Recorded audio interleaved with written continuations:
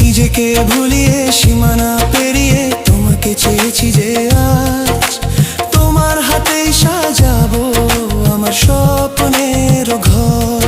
আমি তোমার প্রেমে পড়ে দুনিয়া ভুলে গেছি।